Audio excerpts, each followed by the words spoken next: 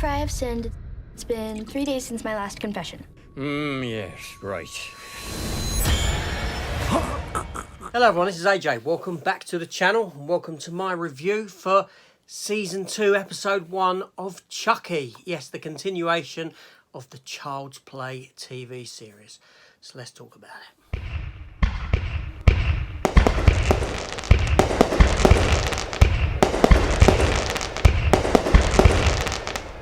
I mean, I've killed more people than you have Insta followers. Okay, yeah, so I'm great. I'm happy. I'm ecstatic to be back reviewing this series. I really am. Now, a year ago, I did review every episode of Season 1 of Chucky, and in the lead up to that, I reviewed every film. I watched them all knowing the TV series was coming, and how wonderful, great news it was that the TV series was picked up for a second season.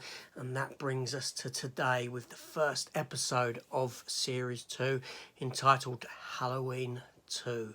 Yeah, so this episode here, it starts exactly where the last season ended, with Andy Barclay in that truck being held at gunpoint by the Tiffany doll, with a load of other Chuckies in the back, and it gives us this fantastic sort of action sequence, a car chase with these dolls all climbing over the truck.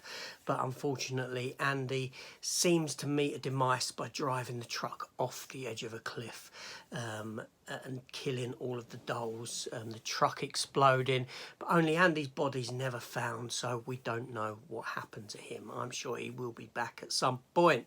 The story jumps forward 6 months and we catch up with the characters of Jake, Devon, Lexi. Jake himself, he's got new foster parents and he's moving out of town. He's moving away from Devon, the love of his life.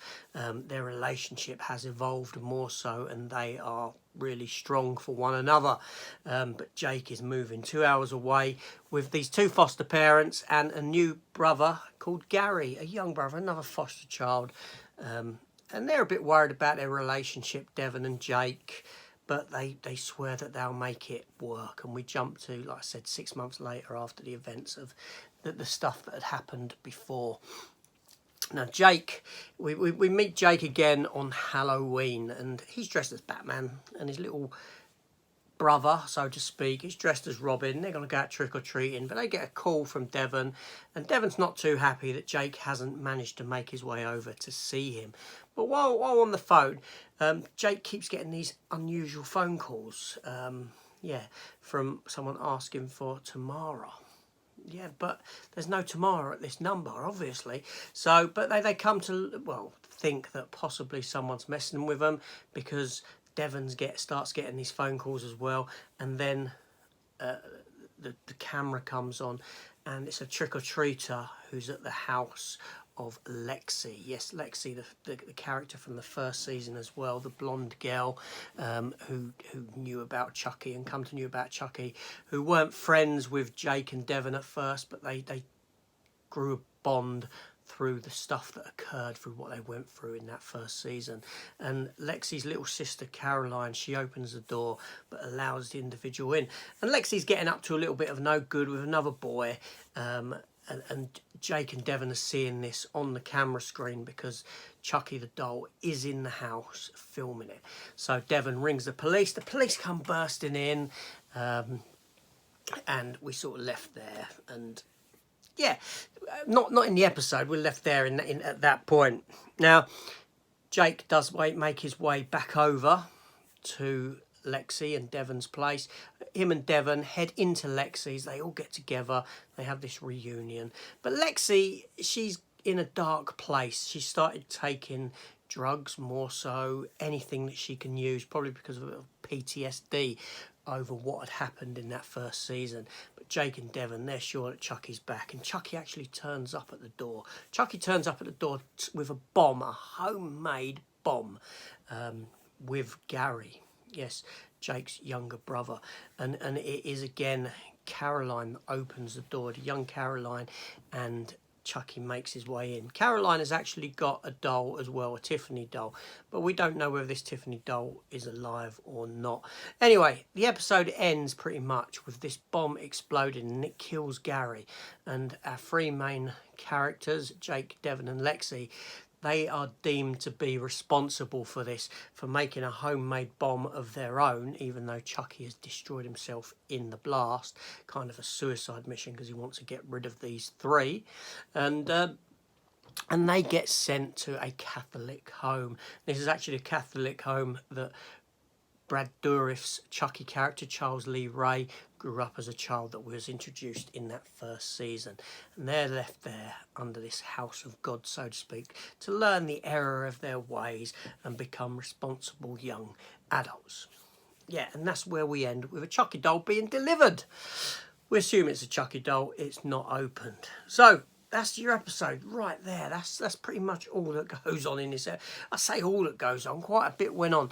Now the episode is very heavy-handed with the sort of relationship between the two main boys. It is very, very heavy-handed. Although there is a purpose for this, because their relationship is going to come under scrutiny underneath the roof of God at this home that they've now been taken to, and that they've got to stay because of the way that the Catholic Church views homosexuality. Yes, so there's that. Now, again, fantastic episode. I feel that a lot more money has been put into it.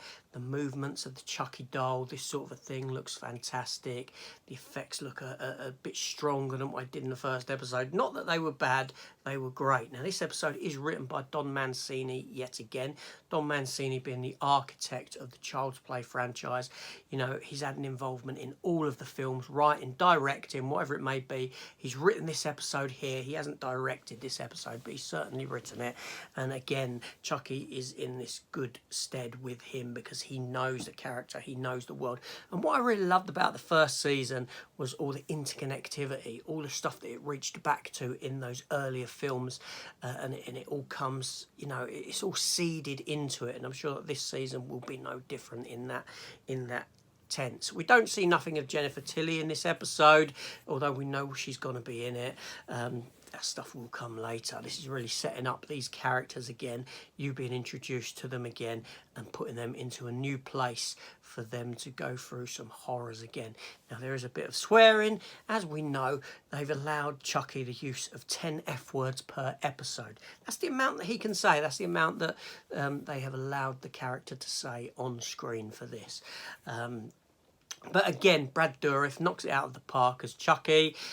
Very funny, very, very funny.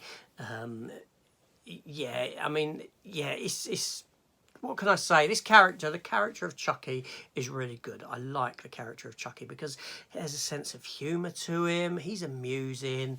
Unlike these sort of killers that are just mindless zombie type that just go around stabbing and don't have any character to them, Chucky has a lot of character and it comes into play here. And great, just having this show back. Second season, fantastic. Let's keep it going. So I'll be back next week with another review for season 2, episode 2.